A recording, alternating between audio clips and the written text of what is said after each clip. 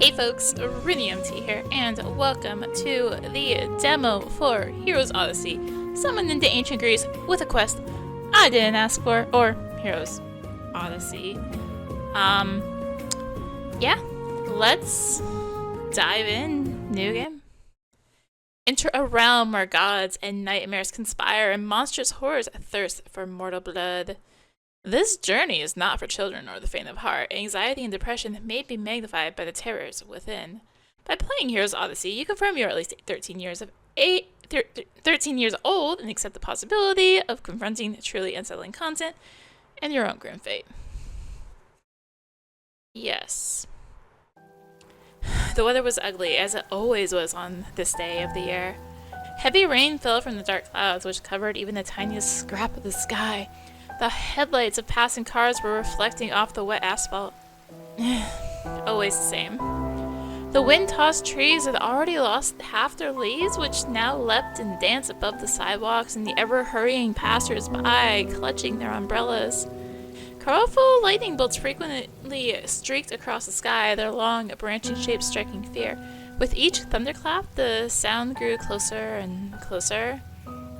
The sound of fire truck sirens echoed through the streets, stopping curious onlookers who, as they turned to look, tried to guess where an accident had occurred.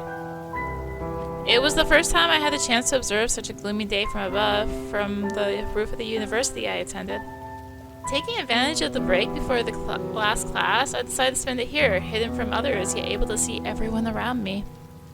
I watched the other students, some walking home, some rushing towards their cars with bags and backpacks shielding their heads as if afraid the rain might melt them. I saw groups of friends and couples strolling through the park, their wet hands clasped together between two umbrellas. I never carried an umbrella. I wasn't afraid of the rain. Besides, that way I didn't have to worry about the wind trying to snatch it away from me. I simply kept walking towards my destination, and once I got there, I waited until my clothes dried up. Not really an inconvenience for me. I'm not made of sugar. At times, I was met with curious glances and prying comments asking if I seriously couldn't afford the luxury of an umbrella. Never paid them any mind. Perhaps 5 years ago, I might have been bothered by someone mocking me, but now, I couldn't care less. No matter what others said, it was meaningless to me. Nothing was the same after the tragedy that befell me. Never thought I'd have to face the death of someone so close to me. I remember stopping hanging out with my friends and completely neglecting my classes, which caused my grades to plummet. It's a miracle I even managed to get into college. However, thanks to the help of others, I started working on myself. Some might think I'm a depressed melancholic, but it's weather like this that puts me in such a mood. I was usually a pretty cheerful person, or at least I try to be for the past 2 years. Not to mention, today marks the anniversary of the tragedy I mentioned. The anniversary of death. Someone once told me that rain falls when God cries. I laughed in their face, telling them that God isn't real. But when I realized that every year on the same day a downpour hits the city, I began to wonder if there wasn't at least a little bit of truth to it. Such an unforeseen death of such a good person would surely sadden even God. I walked up to the railing at the edge of the roof, hoping to stay unnoticed by the college staff. I clutched it and looked down at the stairs leading to the main entrance, located directly below me. Tear after tear fell down my already wet face. Cold gusts of wind made me start feeling the chill outside. If you were here, I bet you'd tell me a thing or two about how I'm acting right now. You tell me how much of a dumbass I am standing this close to the barrier, especially when the ground's so wet and slippery. Even though it's been 5 years since I last saw you, I still knew exactly what you'd say to me right now. I know what you're thinking.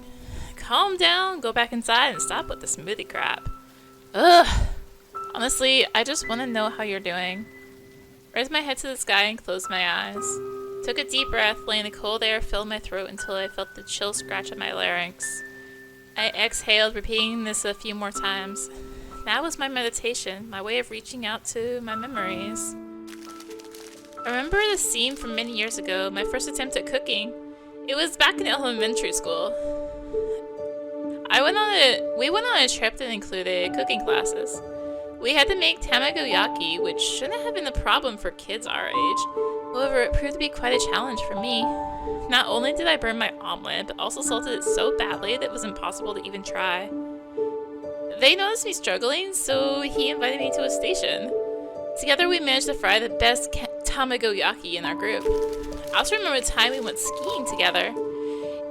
Even though he already knew how to ski, he spent his whole day teaching me how to do it. We had an instructor, but he insisted on teaching me himself because he knew what worked best for me. As it turned out, he was right. I caught on quickly, and the very next day we were racing each other down the hill. My favorite memory of all was playing heroes and villains. We used to go to the nearby playground where we'd put on a real show, real shows for the kids from the neighborhood. We'd throw on towels swiped from home, wearing them like capes. And then we'd become real anime heroes. We'd grab our toy swords and battle to the death. I always got to be the superhero, not that I ever complained. I wonder, though, why he never minded me being the villain. Or never minded being the villain. Ugh. I figured he just knew that I didn't want to be one. Our fight scenes must have been really spectacular because all the neighborhood kids would gather at the playground just to watch us. Sadly, bad things always seem to happen to good people. I felt as if some evil being had infected my mind. An alien memory appeared in my mind, one that had no right being there. I had seen it often before, but I knew it was nothing more than a trick of my mind. 2 bright headlights. That image flashed before my eyes every now and then. I knew it wasn't real, but each time it appeared, it felt less and less foreign. Suddenly, there was a loud crack.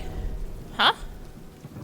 A bright flash lit up the sky, followed by a deafening boom. I looked ahead and saw a tree in the park across from me go up in flames. But the pouring rain snuffed it out just as quickly. What a strange coincidence. Spending a thunderstorm on the university's open roof probably wasn't the smartest of ideas. I felt my heart race as I remembered once more what day it was today. A day without the person I won the best tamagoyaki contest with. The one I raced down ski slopes with. And the one who was my superhero. The feeling of longing rushed back to me. A sharp pain invaded my chest and a helpless groan escaped my lips. I swallowed the huge lump in my throat. I miss you. Miss you so much, wherever you are. Give me a sign! Can you hear me? Give me a sign if you can. I then felt my hair slowly lifting upwards towards the sky. I couldn't believe it. Was that the sign I was waiting for? Tears still running down my cheeks, I smiled to myself and thanked aloud. I felt fulfilled. I could finally go back inside. When I turned on my heel, ready to rush towards the door leading to the top of the building, a flash blinded me for an instant. I don't fully remember what happened next, but just a moment later there was a loud crack, loud enough that I could have sworn my ears had started to bleed. I lost my footing and fell to the ground with a loud thud. Okay. I lost my footing and fell to the ground with a loud thud. Unable to catch my breath, I alternated between trying to open my eyes and making a sound. No dice. All that was left for me was to beg for help in my thoughts. Then I heard it once again. I need to adjust something here. Okay. The familiar voice calling my name.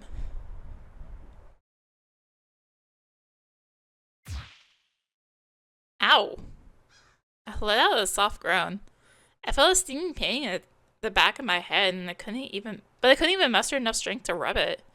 Nor could I open my eyes, let alone move any of my limbs. Our game will contain various minigames. The minigame is about to begin. Have to circle at just the right moment. Good luck. Oh gosh. I could hear the murmur of the sea somewhere nearby, along with the sound of waves crashing against the surface of the water.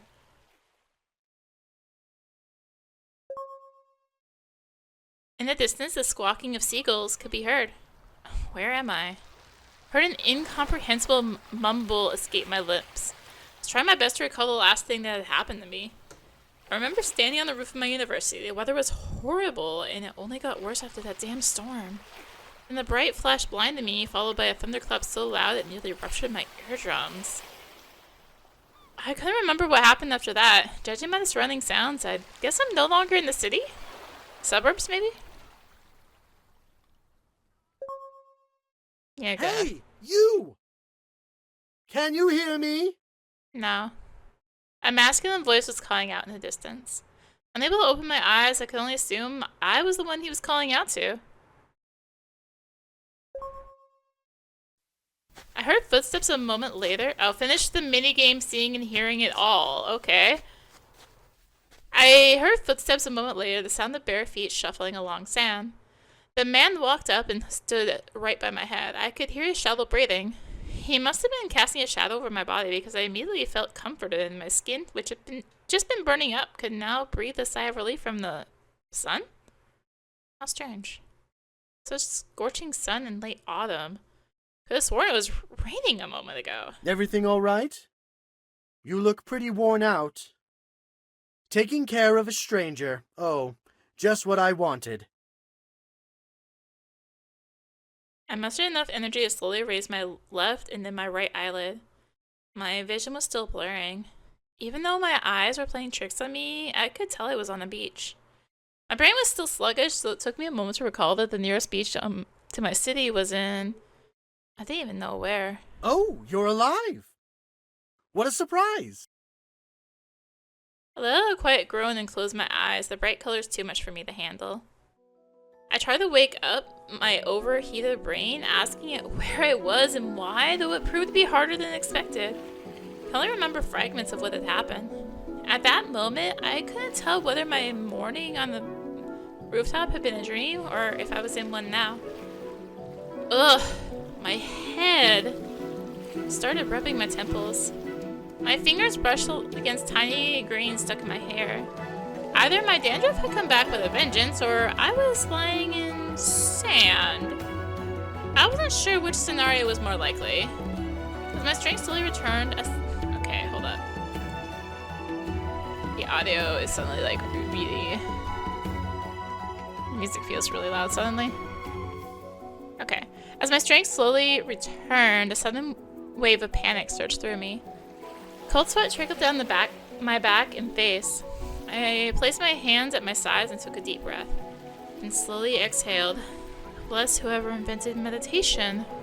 Are you dead? Hello?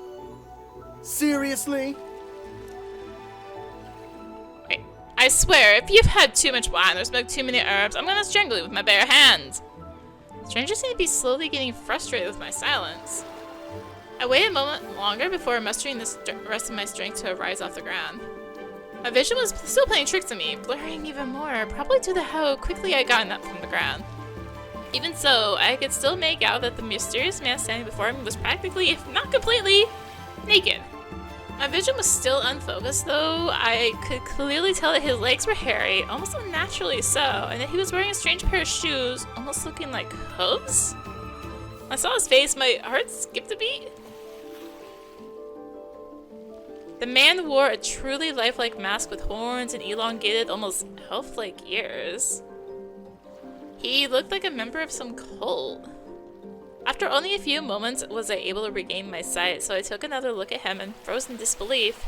His hairy legs weren't just excessively hairy, they looked like they belonged to a goat? His shoes looked like real hooves, and the mask seemed to be his actual face. At that moment, the stranger no longer seemed like a cult member. Instead, he started to resemble the devil himself. Let out a blooming, uncontrollable scream, which startled the demon, making it recoil to the side and snarl at me. Who? What? What are you? I'm afraid I can be whoever you want. Notice the glint in his eyes. I bet those eyes have lured more than one person in. It wasn't comforting in the slightest. Not comforting at all. I felt goosebumps slowly appearing on my skin. I was frozen like a statue, only able to stare at him in horror. He was meeting my gaze, looking at me with curiosity. He brushed his dark, wavy hair back with his hand and grabbed his goatee. I have to admit, in hell, from where he probably came, he must have been a model. Demon! Okay, now you've gone too far. It looks like someone who takes pleasure in torturing human souls. Yes? Correct. Relax, I'm just messing with you. For your information, just because something has horns and hooves doesn't mean it's a demon. I wish someone would shout when they see a demon. Ah, Satyr! Because that's exactly what I am, a satyr. Ugh. Always the same. My name is Callius. Was it all just a dream? Yeah, it must have been a stupid dream. So how else could you explain the presence of a demonic goat? Things like that only happen on TV. Creatures like that have no place in the real world. Though, if this was all some elaborate prank, they really went all out with the special effects. It's not gonna end up in some psychological horror instead. I glanced around. I saw a multitude of rocks and a vast sea that stretched out, disappearing over the horizon. I then looked up. The sun was shining so brightly, its glare almost blinding me. I thought to myself that I'd wake up any moment now. This dream was different from the rest. It was so realistic. I could feel the scorching sand beneath my feet, the hot sun on my skin, the breeze and the salty water droplets on my face. Callius, the man standing before me, looked as real as they come. I couldn't stop myself and I touched his stomach. Surprised by how real the touch felt and even the scent of his fur and oils. I looked up, meeting Callius's gaze, his arms crossed and his horned head swaying from side to side. Gulping nervously, I took a step back. You flatter me. But how about you introduce yourself first? Forgive me, just want to make sure this isn't just a dream. A dream? I assure you, boy, this is no dream. I'm very sorry. Alright, no big deal. What are we even doing here? Where are the other human? I bit my tongue before finishing my question. Didn't want to be reprimanded again, so I quickly corrected myself. Citizens. Easy there. Calm down, we're not the only ones here. It's a very well-hidden beach, hardly anyone knows about it. I stumbled across it purely by chance after getting lost on the trail. So you're very lucky that I decided to show up here today. Lucky?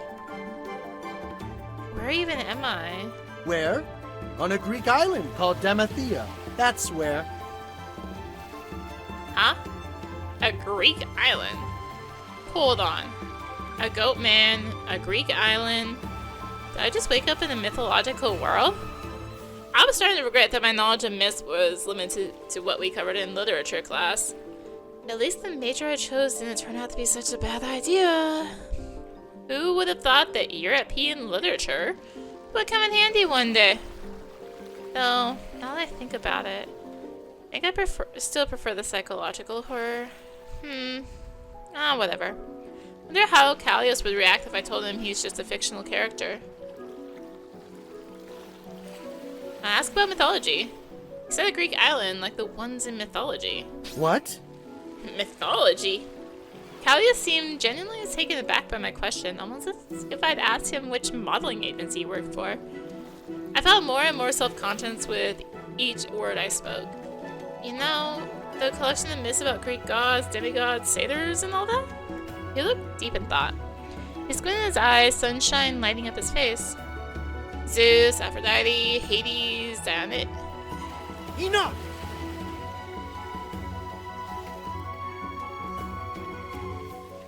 Swish, swish. Swish, swish. I stopped immediately, widening my eyes.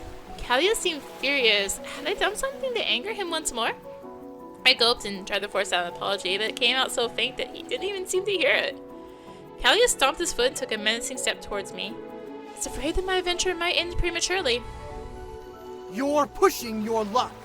Are you seriously trying to set the limits of my patience? Or are you perhaps hoping to prove to me that my kind is not as smart as it might seem? Checking if I'm foolish enough to believe your every word. If you have something to say to me, then...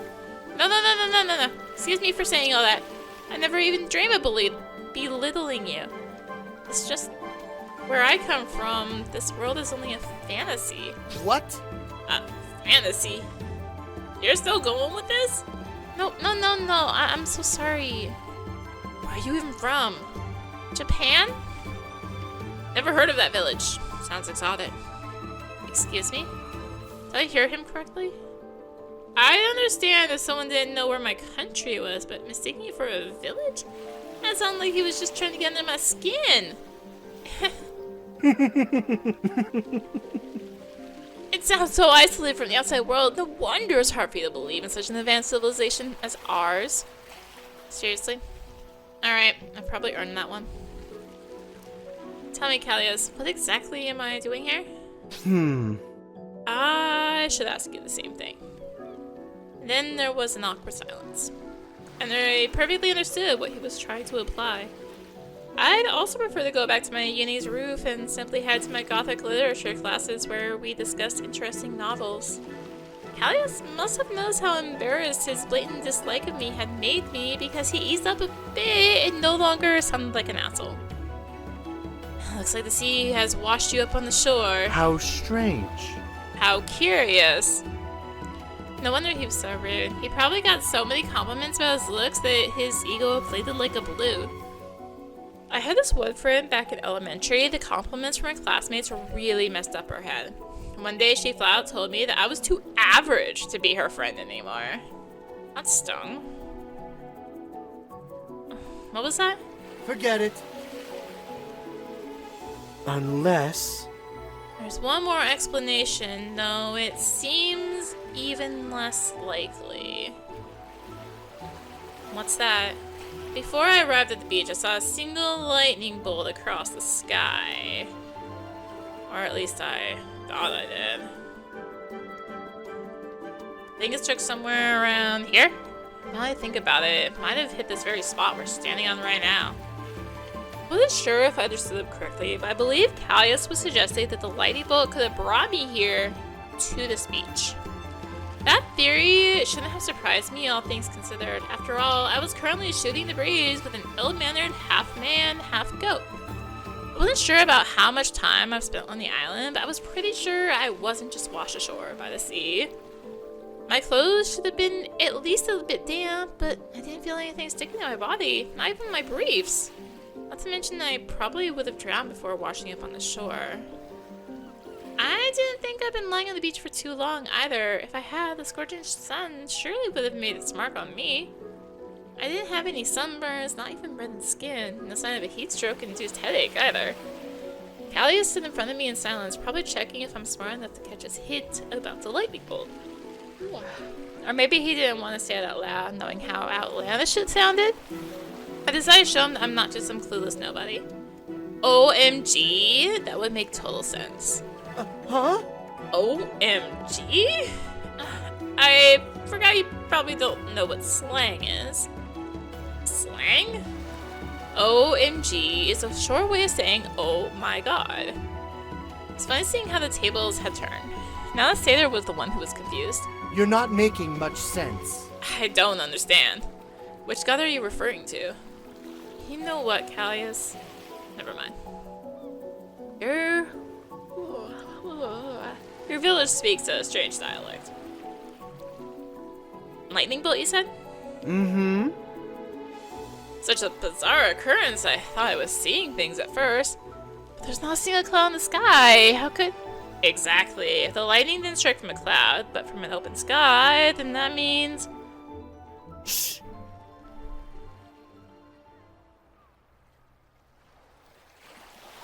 Ugh. Callias suddenly pressed a finger to his lips and pointed to a nearby bush that was swaying unnaturally. I watched as he assumed a combat stance. He lowered his head, showing off his horns like a moose or ram would, and impatiently stomped his hoof on the sand. He motioned for me to hide behind them. I wasn't sure if he was just playing the hero or if he genuinely wanted to protect me, but I obeyed him anyway. You thought I wouldn't notice you? Who are you? Show yourself at once. Whoa. I watched as Callias tried to act all dangerous and intimidating. He looked downright ridiculous. Even adorable in his own way. Like an angry goat. I was hoping he could at least fight. Enough! Get out now! Show yourself, or else I'll dive in there myself and give you what for. I see. All of a sudden, the figure clad in a green robe leapt out of the bush. I could swear it froze in midair for a brief moment. It'll get really odd. For a brief moment, suspended high above us. Barely had time to process the stranger jumped between me and Callias, separating us. They pulled out two razor-sharp daggers, pointing them at us. I instinctively jumped back, almost tripping over myself in the process. I was hoping that whoever this person was wouldn't think I was trying to attack them. Raising my hands above my head in a gesture of surrender, I tried to look the attacker in the eyes. They had a long green hood on their head. I couldn't see their whole face, but from the shape of their small and elegant nose, full lips, and delicate jawline, I could easily tell that they were a woman. Just the sight of her long, reddish hair peeking out from under the hood gave away quite a lot. What is happening? Who are you? You're pushing your luck. I advise you, put down your weapons or you'll regret it.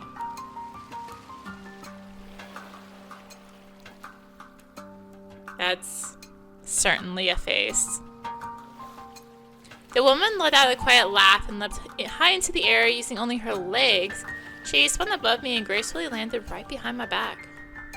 She seized my wrist and yanked me closer, pressing one dagger to my neck while keeping the other aimed at Callius. I felt 2 medium-sized pillows pressing into my back. Really? The woman pulled me even closer, clearly not wanting to let me go. It was the first time I felt a woman's breasts against me, though not quite in the way I'd imagined. This is what he's focusing on. The blade scraped my neck, snapping me back to reality. My eyes opened in terror. Beads of sweat rolled down my forehead, maybe from the stifling heat, or maybe from the thought of my impending death. It was hard to say at the time. Huh? This has to be a joke, right? I just woke up and someone's already trying to kill me? What is going on? Shut up. Huh? Don't tell me what the... Don't forget who's holding the knife here. Fair point. Who are you two, and what are you doing here? We were just getting around to figuring that out ourselves. How about you tell us your purpose here? How'd you find this way to this hidden beach? I saw a lightning bolt. Again with that lightning bolt! I followed it and ended up finding you. So the lightning wasn't just a figment of Callius's imagination. Could it really have been what brought me to this world?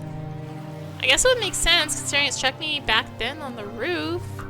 The more I learned, the less I liked this dream. I wish I could just wake up already. Stop this! Let the boy go. Killing him would be pointless. Doesn't even know where he is. Don't need to dirty your hands. He won't make it past the first trail he stumbles onto anyway. Excuse me? I'm sure we can work something out. The woman stayed silent for a moment as if she were actually considering Callius's words.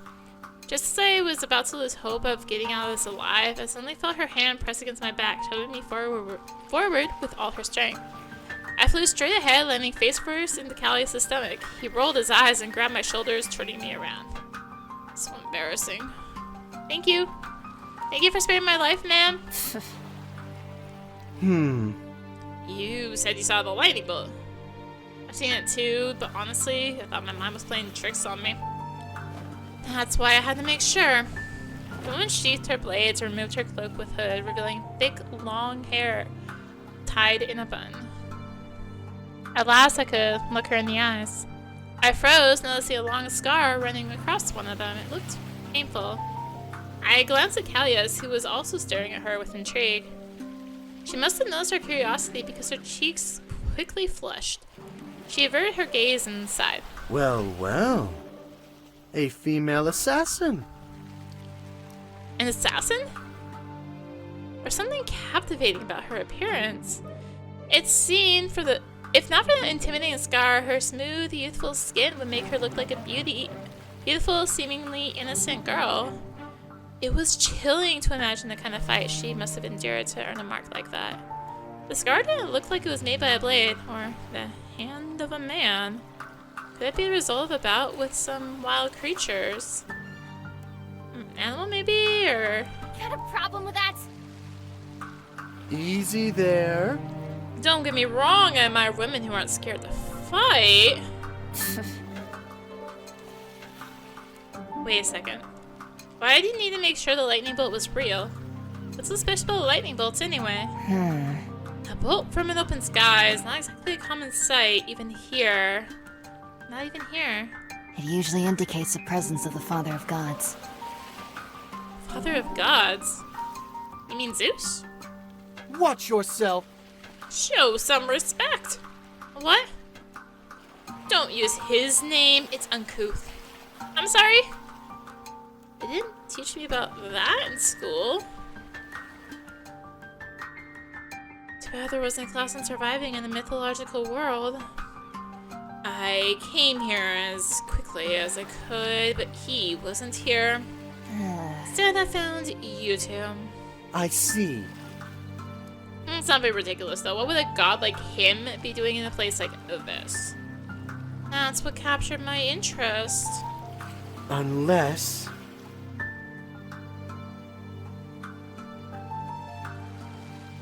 Callias gave me an uncertain look as if trying to suggest that I could be the reason Zeus had chosen to come to this beach. I barely held back my laughter. Why on earth would it be me? Even in this mythical land, I was just an average Joe, nothing more than a face in the crowd. Huh? Unless... Unless what? Woman looked like she was about to draw her daggers and stab us out of sheer frustration. I glanced at Callias and something about him felt off. Unless he just wanted to take a dip. Huh? Take a dip? What? Gods have human needs too. If you were one, wouldn't you want to swim like a mortal every now and then? And how do you know I'm not one? The woman's words were dripping with irony. Callias' odd comment about swimming really stuck with me. First, I thought he was genuinely talking about me being the reason Zeus came here. An assassin god? Please, that doesn't fit at all. The woman mumbled something under her breath, which, judging by her expression, wasn't anything pleasant. Hey, calm down, both of you. Just managed to bury the hatchet. I felt a hand clutch my wrist. Callias leaned closer, his lips hovering next to my ear. You better keep that mouth shut. If I told her Zeus is hurling bolts around this place because of you, I bet she'd cut you down before we could even blink. I felt a surge of heat rush over me. So in the end, I wasn't wrong. Callias actually thought that Zeus came to this island because of me? I barely let you walk away with your life intact. I don't remember bearing any sorts of hatchets. And you, why do you keep insisting that this beach is so secret? I mean, among the trees is no small feat. You've got to admit that. No idea, I just used the road. What? A road? To my secret beach? Again with this? Please, just knock it off already. I looked around and spotted a narrow path winding through the forest, leading straight to where we were standing. Must have been hidden behind the massive shrub where the assassin had been hiding. That would explain why I hadn't noticed it earlier. Hmm. No. Yeah, I see it now. Usually approach this place from the other side. There's no convenient pathways there. Oh! Callias cut off as the grass suddenly started to shake. I adopted a wide stance, bending my knees and throwing my arms out, hoping to steady myself. I saw that technique in a movie once. Callias did the same. Meanwhile, the assassin crouched low, brushing aside the sand, and drove her daggers deep into the moist earth, gripping them tightly. Shit, what now? An earthquake? Sudden flash blinded us, my ears pierced by a horrendous screech. For a second I thought I'd been struck by lightning again, but when I opened my eyes, everything around me was the same. Everything except the presence of another person. They stood there with a mocking smile on their face, arms crossed, looking down at me with an air of superiority. I turned to the others and saw them kneeling in the sand, their heads literally buried in it. It looked so ridiculous. I wish I could capture that sight on camera. If only I had my phone with me! Hello. I stared straight into the man's eyes. He inquisitively raised his brow and clenched his teeth. His shoulder-length hair was as white as snow, matching his thick eyebrows and bushy beard. His face looked dignified. He wasn't old, but he couldn't have been younger than 40. He was dressed in a long tunic adorned with gold elements, making it feel as if I were face to face with a king. A king. Oh my god. Literally. Immediately dropped to my knees and buried my head in the sand as well. My deduction skills were a bit slower than usual, but finally clicked that the stranger wasn't just any stranger. He was Zeus himself. I was only hoping he wouldn't smite me where I'm standing. Maybe I should sacrifice some of my dignity and kiss his feet just to be safe? You flatter me. Keep going. Just a moment.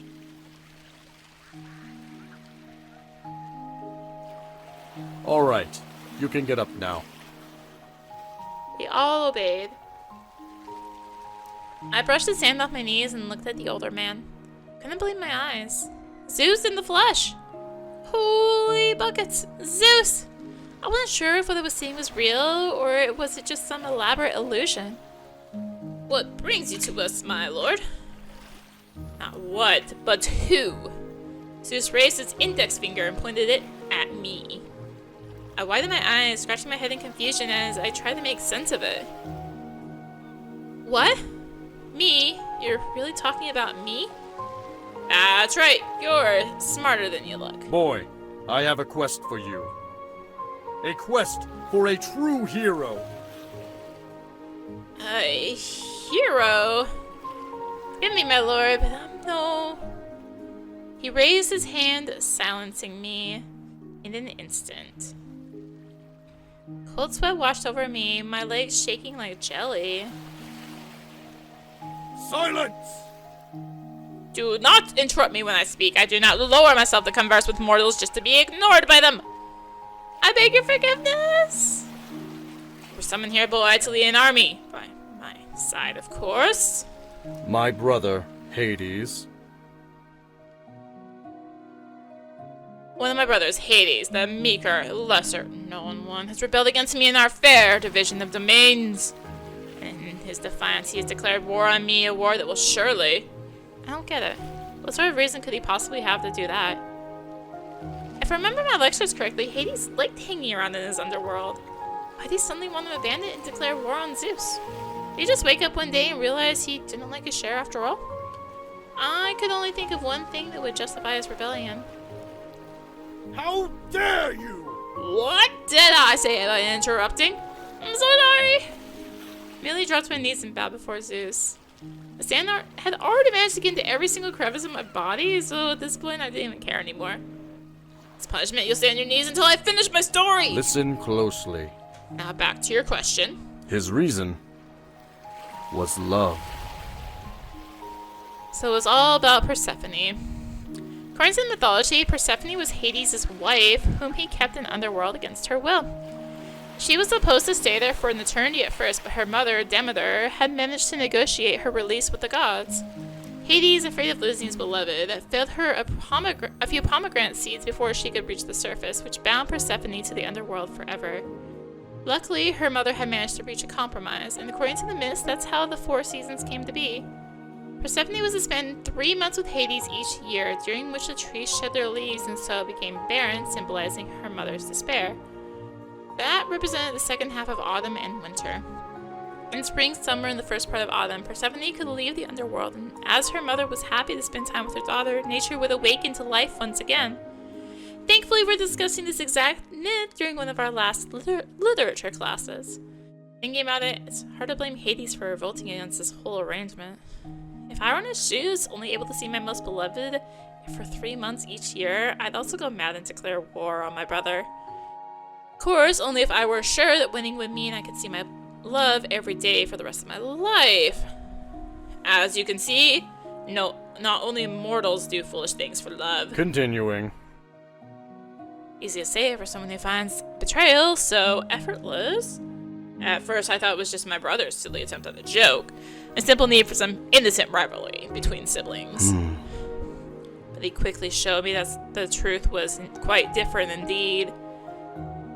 They started attacking the villages and taking the lives of mortals, poisoning the waters and bringing a plague to our wondrous land, one that consumes not only man, but all of nature.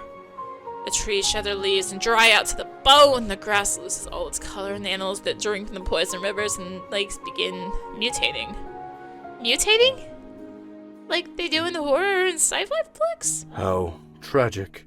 Day after day, the earth is being enveloped in deeper darkness.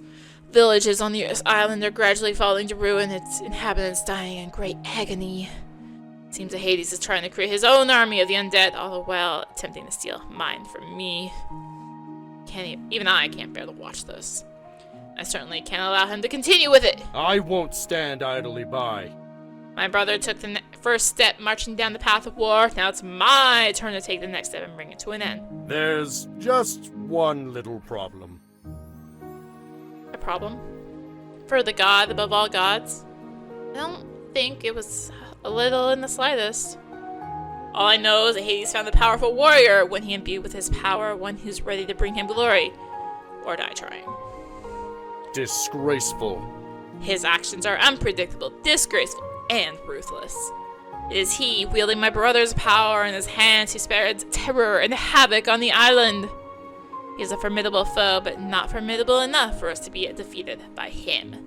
And no, he won't stop until he achieves his objectives and brings about one final battle. That's why I need you, boy. Boy. Wait, different game. I lifted my gaze towards him, and my knees still planted in the sand. His firm expression made it clear that the word no didn't exist in any dictionary he knew. I was not the one chosen for this whole mission. First people I met on the island were a demon sailor and an assassin girl who could jump several meters into the air. So why did Zeus need my help, the help of an ordinary man like me? Not that I'm complaining about the lack of willing warriors, mind you. But you have that something that intrigues me. And get up already, I finished my story. Terrified, I followed the order. Brushed the sand off my clothes and gently nodded. Forgive me, my lord. Me, my wife, my children, and all of the mortals. We all place our hopes in you. So don't you dare disappoint us. I'll do everything in my power to make sure I don't. I hoped it sounded convincing. I had no idea what had just happened or how exactly I could help. I was too afraid to ask any questions or for fear that Zeus would punish me. So already shooting bricks after I failed to recognize him. Ah, I see you have already managed to recruit 2 companions. Huh? What? That sound effect sounded very familiar.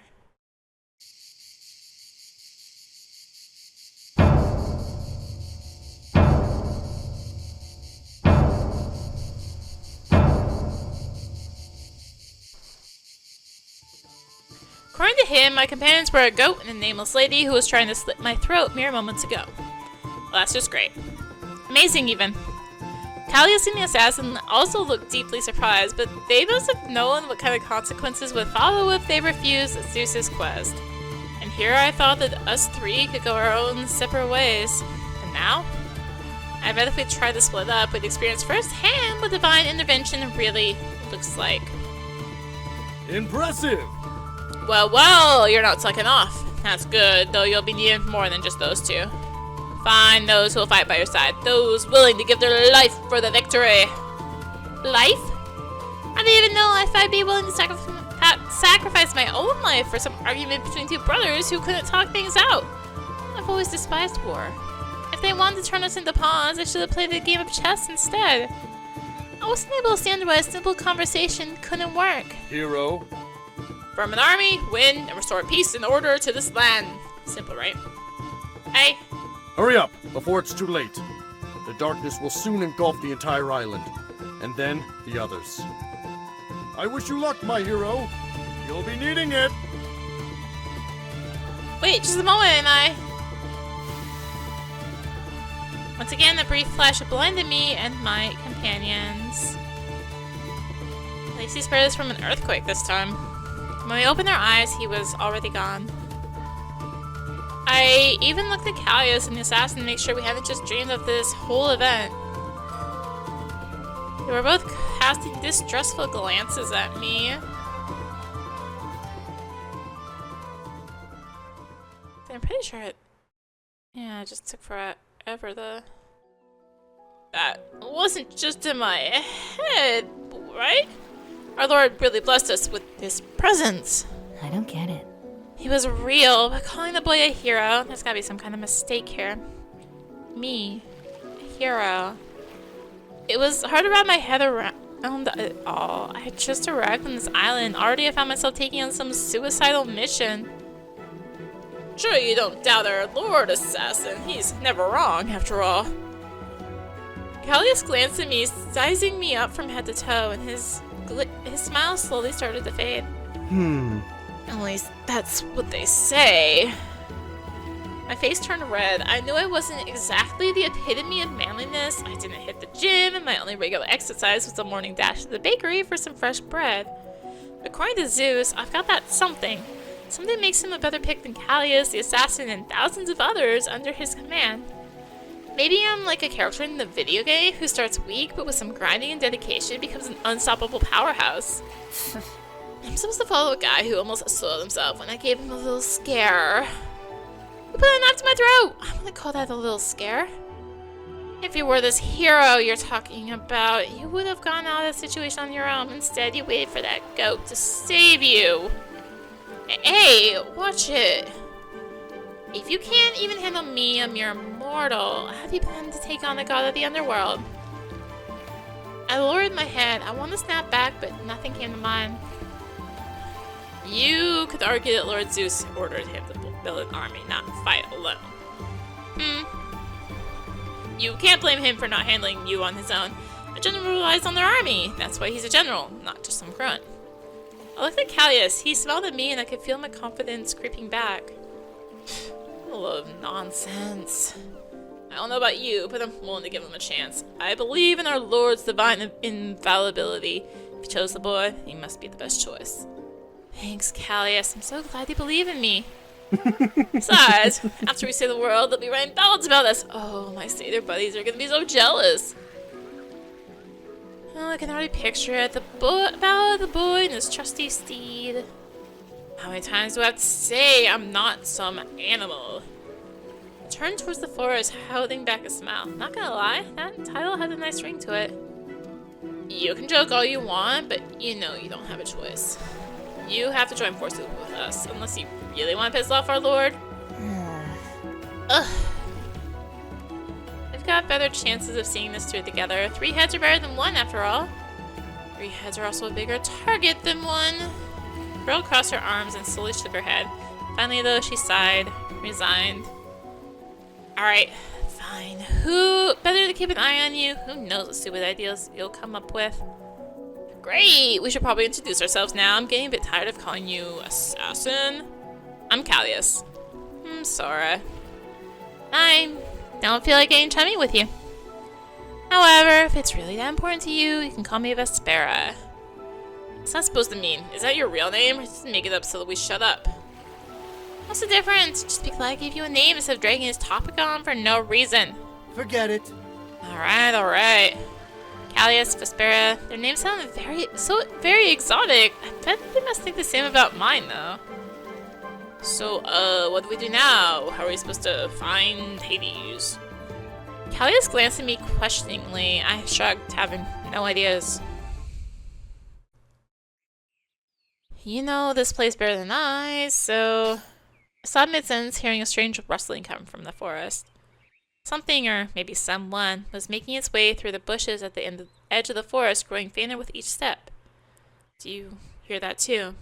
How strange. Yep, and it doesn't sound like any animal.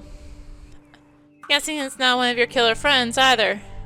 Callius looked at Vespera, who simply rolled her eyes with disdain. Don't be stupid, I don't have any friends in this line of work. In that case, looks like we have an uninvited guest.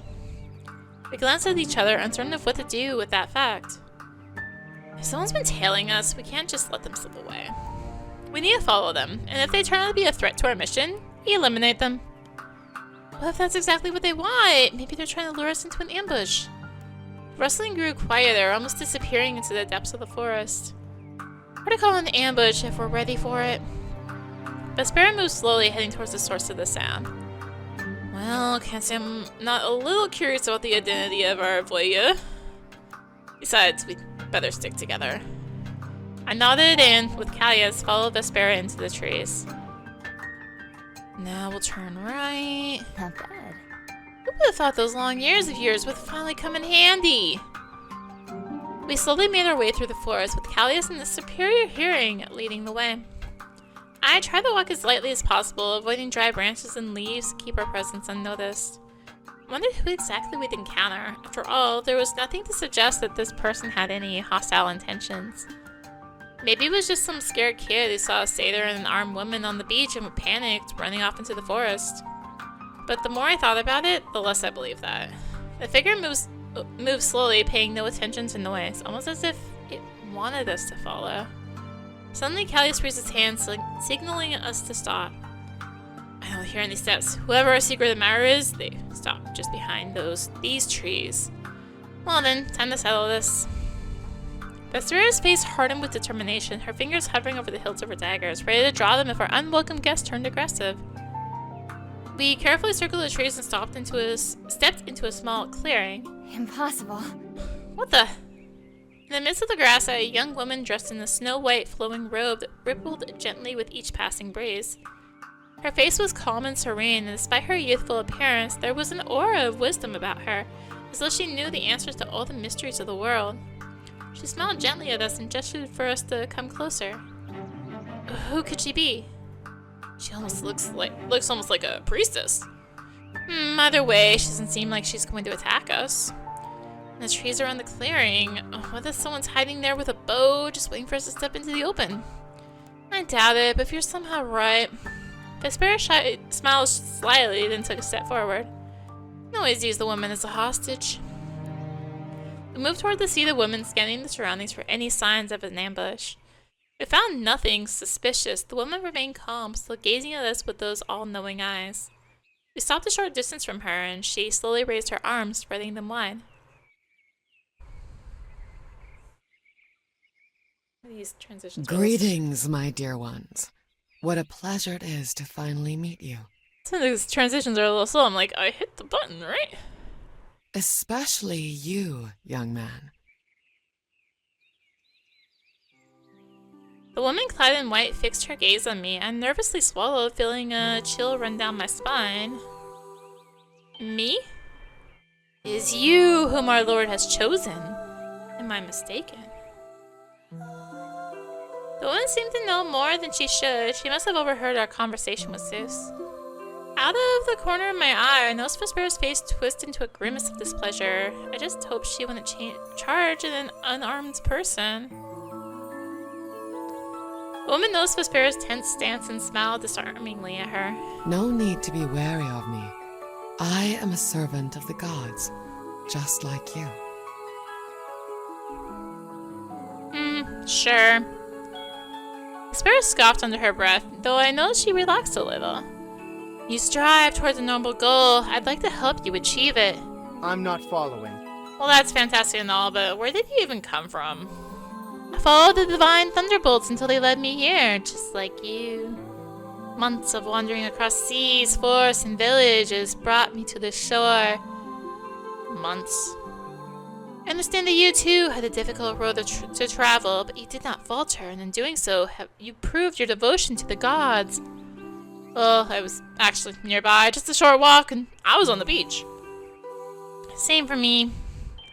Her lips suddenly dropped. She cleared her throat and forced a smile back onto her face. You haven't had the honor of proving your determination to our Lord. You must be quite envious of me now. Sure. You already know our names, but we all know yours. It'd be proper for you to introduce yourself. Of course, where are my manners? You can call me Pythia. It's both my title and my name. Pythia? Callius raised his eyebrows, surprised. I nudged his shoulder. Who is this whole Pythia? I think I've heard of her before. Priestess of Apollo with the ability to predict the future. They say that her words are the will of the gods, and her prophecies are known throughout the whole world. I knew she must be a priestess, but it never occurred to me that we could be dealing with the Pythia herself. I'm glad you've heard of me. Then you must already understand that my prophecies are not mere guesses. Every word I speak finds its reflection in reality. Pythia looked at me, straightening up. Her smile faded, replaced by a serious expression. Young man, as an emissary of the gods, a tough road lies ahead of you, full of obstacles and dead ends. You will face trials that few mortals could survive. That's why you must remember your comrades, both those who are here now and those who will stand by your side in the future. A general must care for their army. However, you will need to find a balance between loyalty to your comrades and fulfilling the role destined for you. Satisfying everyone is impossible. It may turn out that you will need to focus on one person, the one who will become closest to you. Do you understand what I'm saying? I think so. Even though Pythia spoke in riddles, I managed to grasp the meaning of her words. Sooner or later, I'll have to choose the person that I trust the most. That person will become my confidant, or perhaps something more. I glanced at Callias and Vespera, wondering who I would follow if I were forced to choose. I can't forget about these mysterious future companions, too. Who knows which of them I'll trust the most? Very well, I can foresee your future with one of these people. Just one? Every prophecy I make demands my complete effort. If I attempted to craft more than one, the torment involved could drive me to madness. I nodded, regretting my question. Pythia traveled for months to offer her help, and here I was, about to ask her for something she couldn't give. I also need an object that reflects this person. Without it, my ritual cannot proceed. Do not worry. Simple objects you find on the beach or in the forest will suffice. Now, come closer, young man. Took a step forward, and suddenly a strong herbal aroma hit my nose, causing my head to spin. Before I could react, Pythia grabbed my hand. Trying to get blankets up here. I felt a strange tingling that coursed through my entire body. Ah. Pythia closed her eyes and gripped my hand tighter, her nails digging into my skin. How curious. Her eyes remained open and she let go of my hand. I stumbled backwards, barely managing to regain my balance. Are you alright, Sora? Yeah, she just scared me a bit, is all. In your future, I see 5 people you'll be able to grow closer to. I also know which item symbolizes each of them. Now all that's left is for you to bring me one of those items.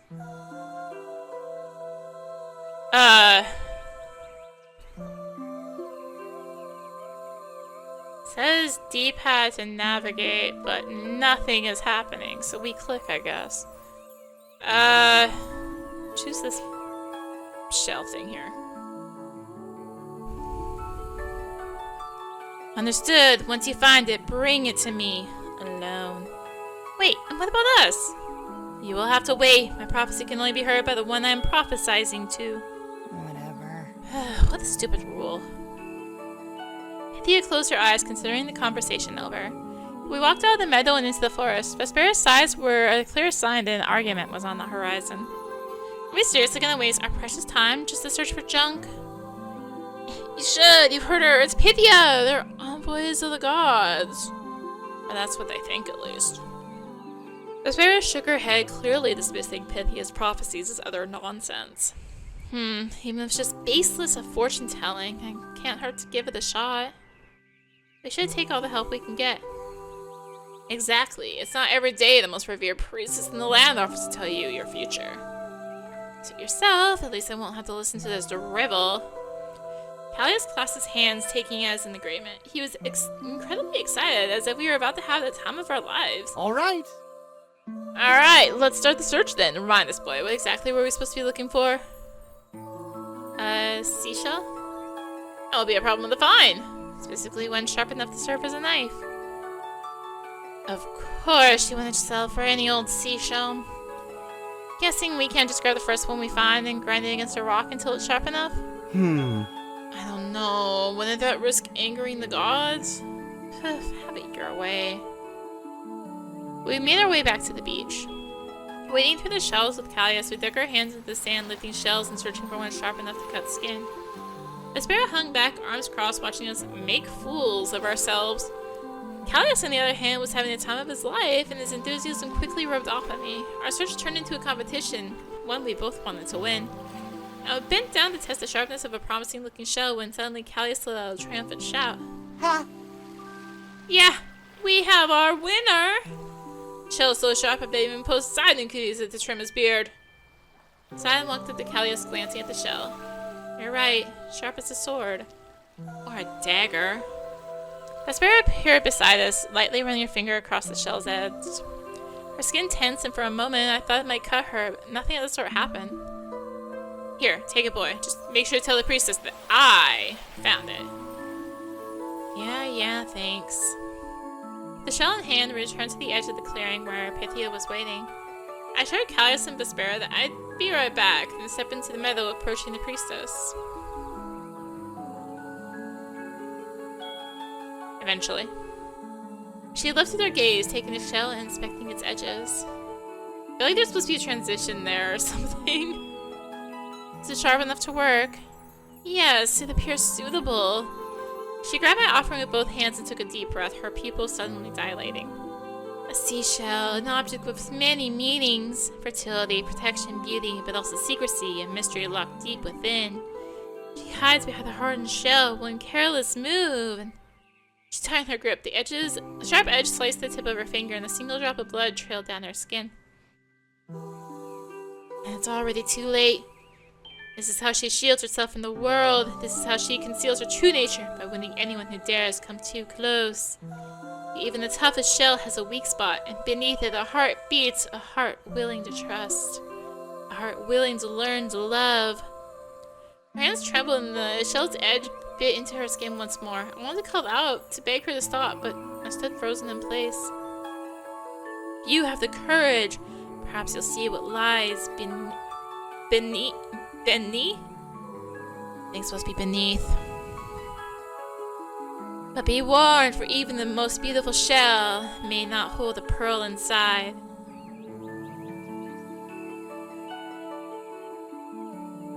Maybe? She opened her mouth as if she wanted to say something. Then her shoulders slumped and she leaned forward. Terrified, I took a step closer, ready to catch her, but she raised her hand, stopping me. It's okay. I'm fine now. She shook her head and opened her eyes. They were hazy, as though she hadn't fully returned to the present. Her hands were trembling. Everything all right? Pythia looked directly at me, her face lighting up with an unnaturally wide smile. Sometimes the truth is just part of the illusion. What? Suddenly I felt a soft presence on the back of my neck, as though a cold hand had brushed my skin. Her breath caught in my chest and my heart raced. I instantly turned around. There was no one here. It must have been the wind. I swear someone was standing behind. I turned back to Pythia and furrowed my brows. The meadow was empty. What in the... I crouched down at the spot where I'd just seen Pythia. The grass blade stood undisturbed, and there was no sign that anyone had been here before. Moments later, I heard the steps of my companions. You were taking your sweet time, so we came to check on you just in case. What? Where's Pythia? She vanished into thin air.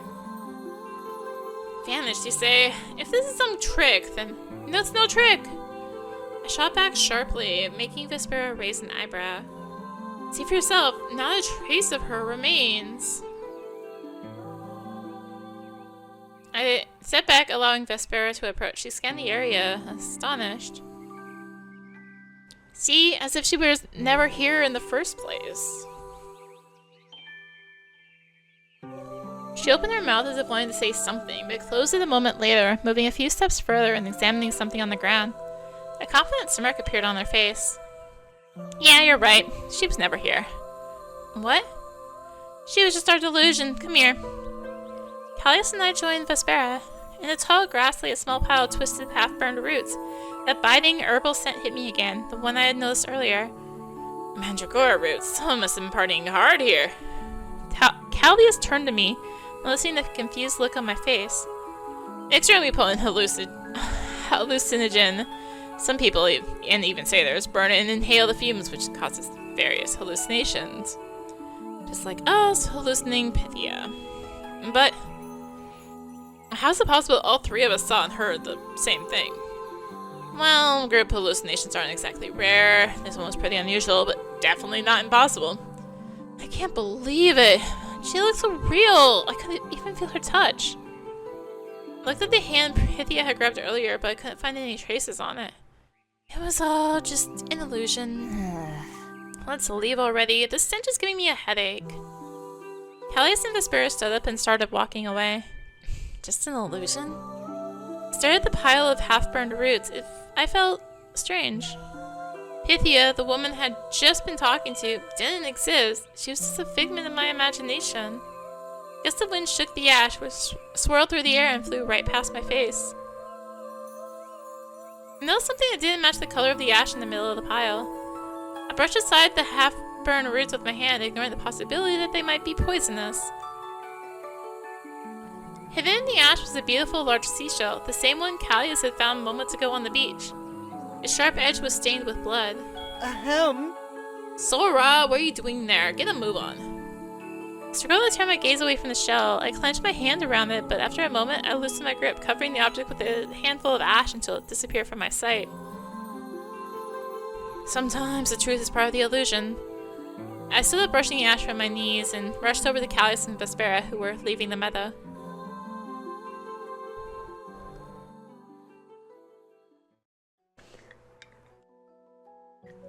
We returned to the beach after a short trek through the forest. Right. What were we talking about earlier? Oh, right. So how are we supposed to find Hades? The best starting point would be a journey to the nearby village of Elenus. Trade is thriving there, and the traveling caravan should prove to be a valuable source of information. Sounds like a good idea. Of course it is. After all, I'm the one who came up with it. Oh.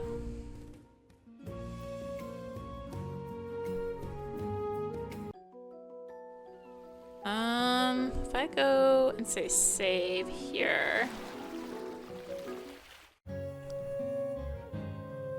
Thank you for playing. That's certainly a place to end the demo. We hope you enjoyed this first look into the world of Damathea. We'd love to hear your thoughts. Please share your feedback by clicking the feedback button below. Want to stay an update on the latest news? Join our Discord server. See you in the full release, which I think is June? I can check this. Hold up. Store page. June 27th, it says. But that will do it for Heroes Odyssey. Interesting. I feel like there's some missing transitions and stuff. But yeah. Thank you for watching. If you enjoyed the video, consider tossing a like, comment, subscribe, maybe click the bell for notifications. Also be sure to check out the description below, various links, social media, Discord, come hang out, get notifications there as well. And until next time, this is rinimt signing out. Bye!